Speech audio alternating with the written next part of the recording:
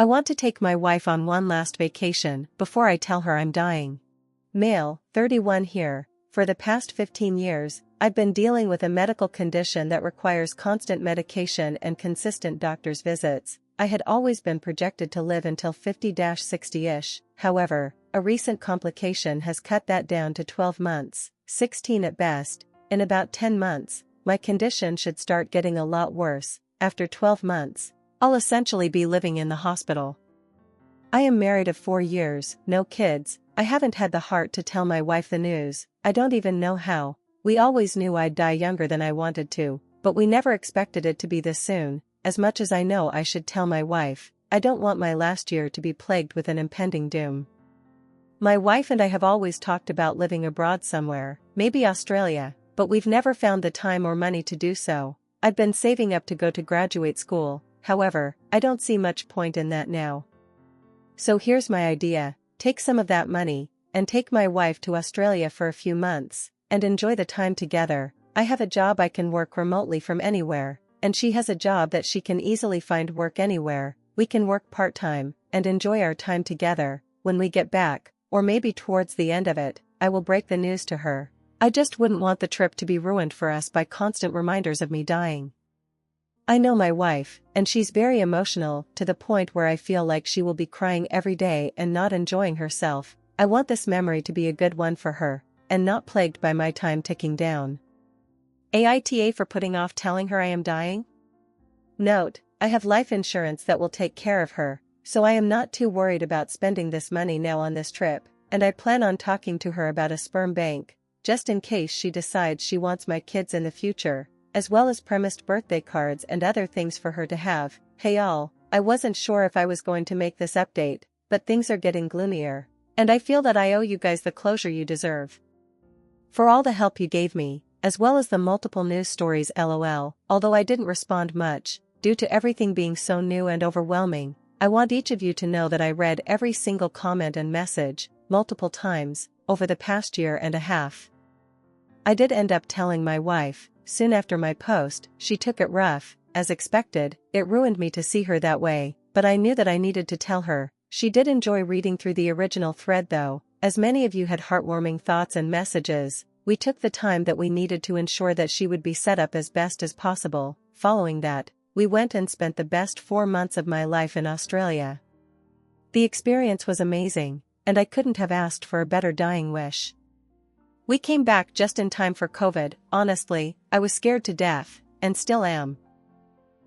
But somehow I've lasted this long. I've lost much of my strength, and hospice has come in to set up the house and ensure that I am comfortable enough to die. I had thought that I would be dead by now, so it is hard to complain about getting a little extra time. I've left a large collection of greeting cards in possession with a friend. Birthdays, first anniversary without me, remarriage, children's birth and birthdays. If she uses my sperm, I didn't tell her about any of these, just because some of these events aren't guaranteed, but I know that they can help if the time comes around.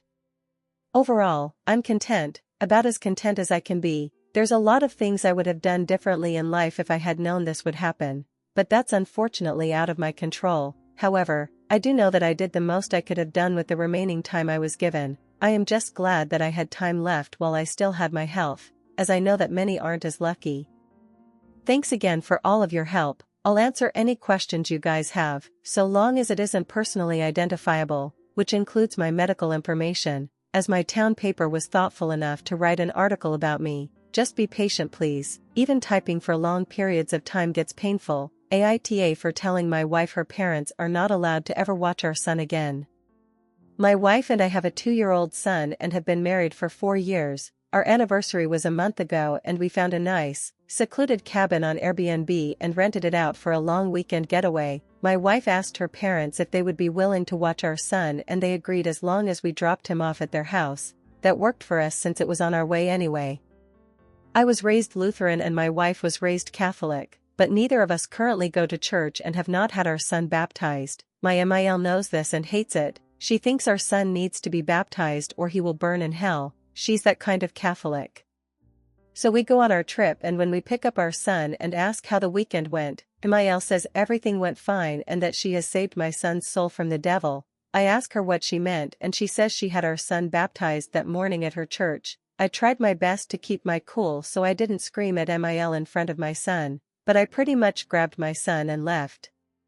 On the car ride home I was fuming and told my wife as calmly as I could that this would be the last time her parents have our son unsupervised. She tried to downplay what her mom had done, but I told her we need to wait until we get home to talk about it because I'm not fighting in front of my kid. When we got home and had a chance to talk about it, things got heated. I told my wife I no longer trust her parents with our son and that if they did something like this behind our backs I can't trust them to respect our wishes as parents in the future. I said this was a huge breach of trust and I will forever look to her mom differently. She continued to try to defend her mom, saying that she was only doing what she thought was best for her grandson. She even downplayed it by saying that it's just a little water and a few words, and we don't go to church anyway, so what does it matter?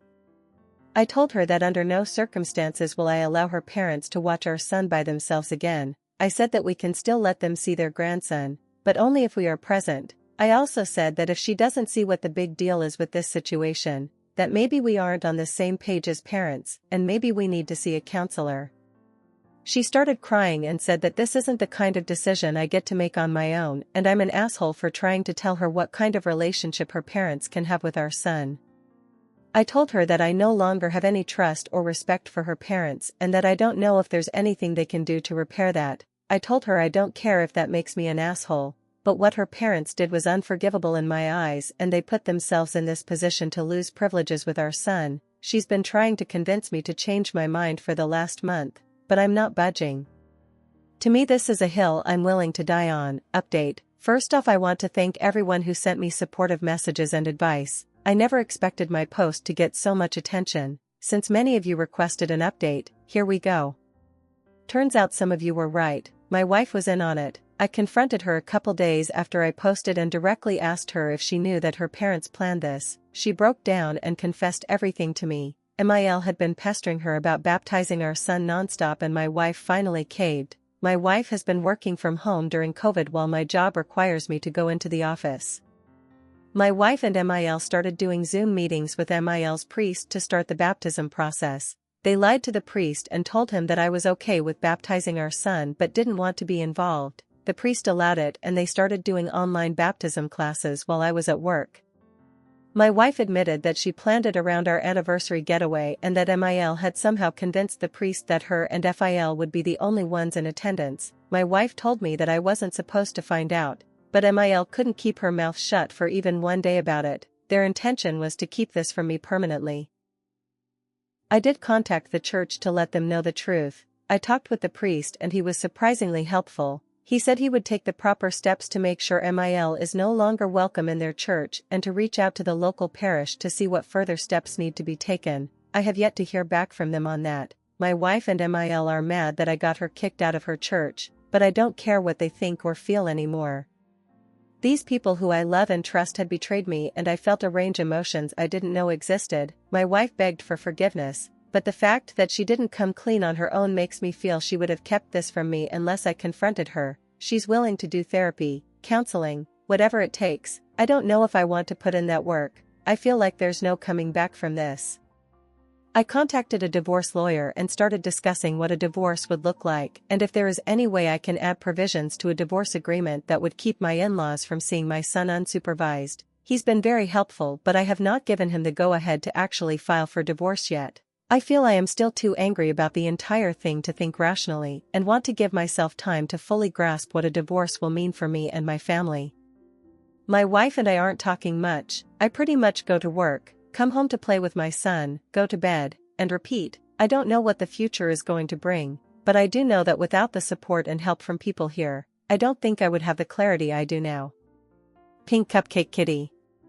I would recommend trying counseling before going ahead with the divorce. Even without counseling, you have to be careful that your child doesn't misinterpret that it's their fault mommy and daddy are getting divorced. Of course it isn't, but children can't understand that. But by the end of the day, do what's best for you and your child.